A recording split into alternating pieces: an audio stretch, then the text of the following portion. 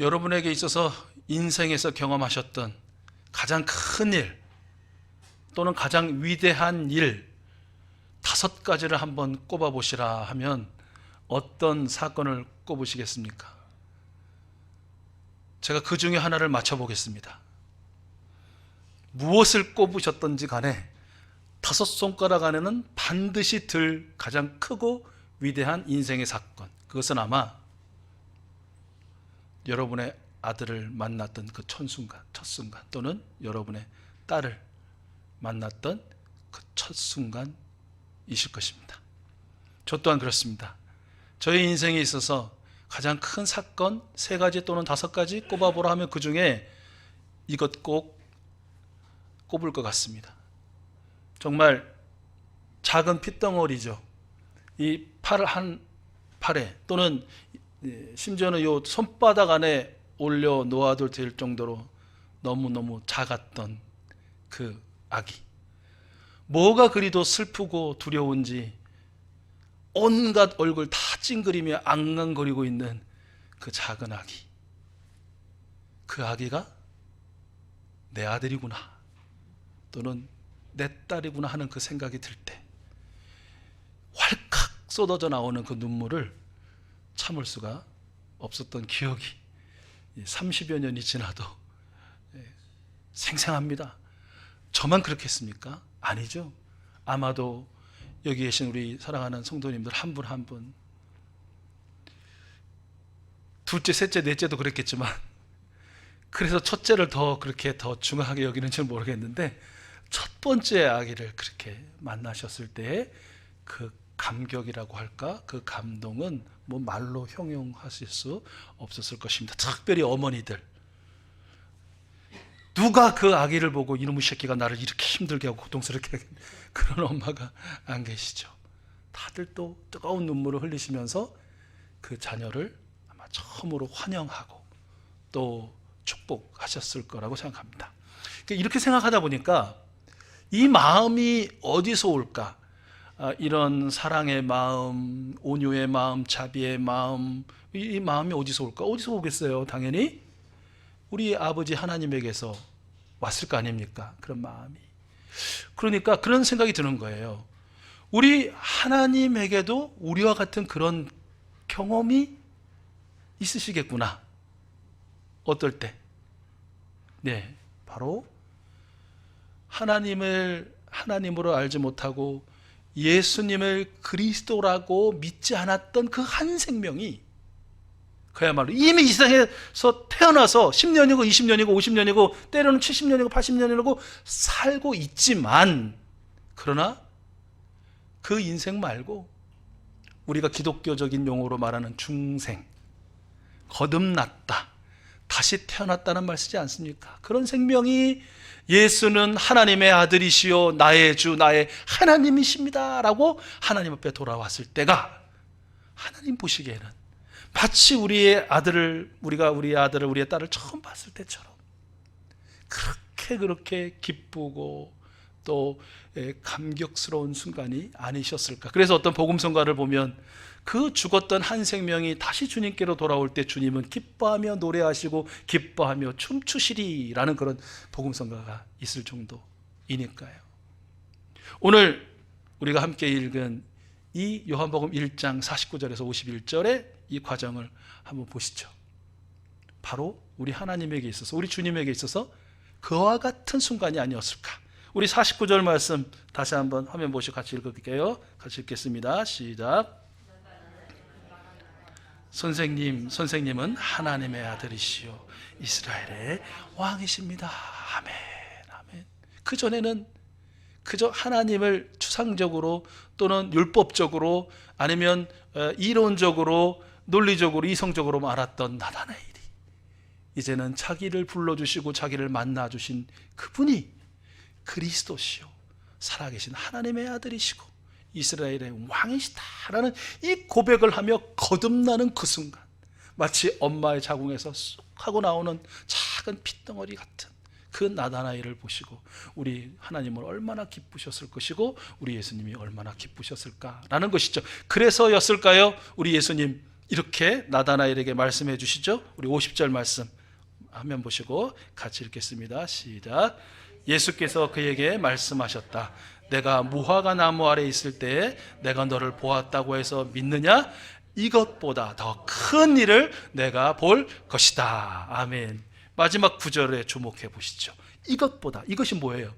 이제 예수님을 메시아로 인정하고 예수님을 영접하여 하나님의 자녀가 된 것도 큰 일이고 위대한 일이지만 지금부터, 이제부터 너의 평생 동안 이보다 더 큰 일, 더 위대한 일을 보게 될 것이다 라고 그를 축복해 주신 것이죠. 자, 그러면 나다나엘이 경험한 더 큰 일은 무엇일까요? 예수님이 약속하셨으니까 예수님의 약속은 한치도 어긋남이 없으시잖아요. 반드시 들어주시잖아요. 그래서 신실하다고 우리가 부르잖아요. 사람은 말해놓고 약속해놓고도 어기기 십상입니다. 그것이 자이든 타이든. 그러나 우리 주님은 약속하시면 반드시 지키시는 신실하신 주님인 줄로 믿습니다. 먼저 이 나다나엘이라는 사람이 예수님의 12명 제자 중에 누굴까 잘 몰라요. 그런데 어떤 분은 이 나다나엘이라는 사람이 12제자 중에 바돌로메일 확률이 높다라고 이렇게 얘기해요. 직접적으로 그렇게 말씀하고 있는 바는 없기 때문에 그냥 추측이죠. 왜 그런 추측을 하냐면 마태, 마가, 누가 이 세 복음서를 우리가 공관복음이라고 얘기하잖아요. 이 공관복음에는 예수님의 제자들의 명단이 다 기록이 되어 있어요. 그런데 재밌게도 짝꿍들이 있어요. 짝꿍들. 처음에 나오는 게 베드로와 안드레입니다. 둘 사이는 형제지간이죠. 두 번째 짝꿍이 누구냐면 야고보와 요한이에요. 둘 사이는 무슨 사이? 예, 형제죠. 당연히 형제. 그리고 세 번째 짝꿍으로 소개되는 게 빌립과 바돌로메예요. 성경 여러분 이제 기회 되시면 마태, 마가, 누가를 읽어보시면 예수님의 제자 베드로와 안드레를 짝하여 소개하고요, 야고보와 요한을 짝하여 소개하고요, 그리고 꼭 빌립이 나오면 누가 짝꿍이냐면 바돌로메. 그걸로 봐서 둘도 형제인가 이렇게 볼 수도 있겠지만, 그러나 요한복음과 함께 보면 이 바돌로메라고 기록한 사람이 요한복음에는 이 나다나엘이 아닐까 이렇게 추측을 한다는 것이에요. 아무튼 그게 맞는지는 모르겠어요. 왜냐하면 요한복음에 또 바돌로메라는 이름이 안 나오니까, 이 나다나엘만 나오니까. 이 나다나엘이 뒤에서도 말씀드리겠지만 예수님이 부활하셔서 갈릴리 호숫가에서 다시 나타나셨을 때도 거기 있었다고 기록되어 있거든요. 자, 아무튼 뭐 바돌로메가 나다나엘이가 바돌로메가 중요한 게 아니라 어쨌든 예수님의 12명의 제자 중에 한 사람이었을 확률은 매우 높은 이 나다나엘이 그러면 경험한 더 큰 위대한 일은 무엇이냐라는 것이에요. 여러분 참 재밌는 게 이게 요한복음 1장의 마지막이거든요. 근데 요한복음 2장 1절은 어떤 사건을 이야기하고 있는 줄 여러분 아시죠? 그 유명한 가나 혼인잔치에서 물로 포도주를 만드는 그 표징, 기적이 기록되어 있어요. 그러니까 성경에서 우리가 세번역에는 표징이라고 되어 있는데, 이 표징이라는 말은 어느 때만 사용하냐면 예수님이 하나님이시다, 즉 예수님의 신성을 나타낼 때에만 이 표징이라는 말을 쓰거든요. 그렇죠, 여러분. 누가 사람 중에 물로 포도주를 만들 사람이 어디 있어요? 그건 말도 안 되는 일이죠. 어불성설이죠. 그러나 하나님이신 예수님은 하실 수 있죠. 그리고 하셨죠. 잘 아시는 것처럼 사람들이 우리야 찍어내는 것처럼 결혼식장에 30분 단위로 찍어내고 하지만, 예전에 이 근동 사람들, 지금도 그렇지만 일주일이고 한 달이고 혼인잔치를 계속 했다고 해요.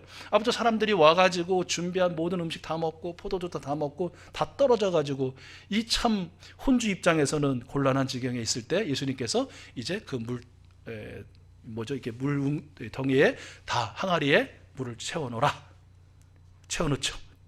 그리고 뭐라고 말씀하세요? 그 물을 떠다 사람들에게 주어라. 그거 사람들이 마시면서 뭐라고 얘기합니까?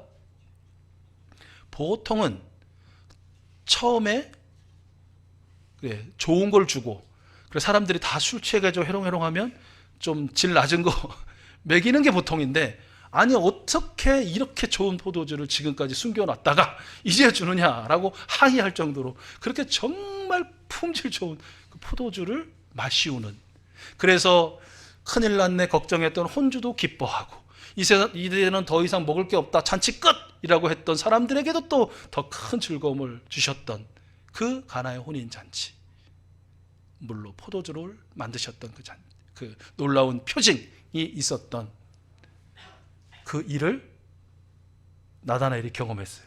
제자들이 경험했어요. 그런데 여러분, 이 사건이 우리가 참 흥미롭고 재미있고, 와, 과연 주님이시다, 말씀대로 이루시는 분이 주님이시다 라고 우리가 고백할 수밖에 없는 이유가 있어요. 여러분, 요한복음 21장 2절에서 그 단서를 찾을 수 있는데 한번 같이 화면을 보시고 같이 읽겠습니다. 시작. 시몬 베드로와 쌍둥이라고 불리는 도마와 갈릴리 가나 사람 나다나엘과 세베대의 아들들과 제자들 가운데서 다른 두 사람이 한 자리에 있었다. 여러분 여기 보이세요? 뭐가 보이세요? 일단은 나다나엘이라는 이름이 보이실 거고, 그가 어디 출신이라고요? 갈릴리 가나. 여러분 놀랍지 않으세요? 가나 출신인 나다나엘을 불러서 네가 더 큰 일을 보게 되리라 라고 선포하시고, 그리고 얼마 지나지 않아 그 수많은 마을이 있을 텐데 그 가나의 혼인잔치에서 보란듯이, 나다나엘이 보란듯이 이런 놀라운 표징을 이루셨더라라는 것이에요. 요한복음 2장에 보면 이 일로 말미암아 나다나엘과 많은 제자들이 우리 예수님을 믿었더라라고 이렇게 기록이 되어 있어요. 이거는 시작에 불과해요. 나다나엘이 더 큰 일을 경험한 시작에 불과하다. 그렇죠? 3년 동안 얼마나 많은 놀라운 큰 일, 위대한 일을 나다나엘이 경험했습니까? 심지어는 죽은 사람이 다시 살아나는 그런 경험도 했잖아요. 이건 있을 수 없는 일이죠. 있을 수 없는 경험했어요. 그리고 예수님의 십자가의 죽으심도 경험하고, 또 부활하신 주님도 경험하고, 행복하게도 나다나엘 같은 경우는 3번이나 부활하신 주님을 만났다고 기록이 되어 있어요. 그 마지막 3번째 만남이 아까도 말씀드렸던 요한복음 21장의 기록이죠. 무엇입니까? 그날도 물고기를 잡아서 연명하려고 했던 제자들 한마디도 못 잡잖아요. 그런데 저 밑에서 한 사나이가 큰 소리로 말하죠. 그물을 배 오른쪽에 던져라. 누군지 모르지만 일단 자포자기 심정에서 던지죠. 그리고 그물을 끌어올립니다. 나중에 무트로 그 그물을 끌어올라와서 물고기를 세보니 큰 물고기가 몇 마리였더라? 153. 그 유명한 모나미 볼펜에 새겨져 있는 153, 153마리였더라. 그리고 예수님은 그 물고기를 가져다가 손수 불을 피워서 떡도 굽고 생선을 구워서 올라온 제자들에게 줍니다. 그 받아 먹었던 제자 중에 한 사람이 바로 나다나엘이었어요. 이걸 경험하면서 그들은 직접적으로 오병이어가 생각났겠죠? 빵과 물고기 2마리, 빵 5개 생각났을 거예요.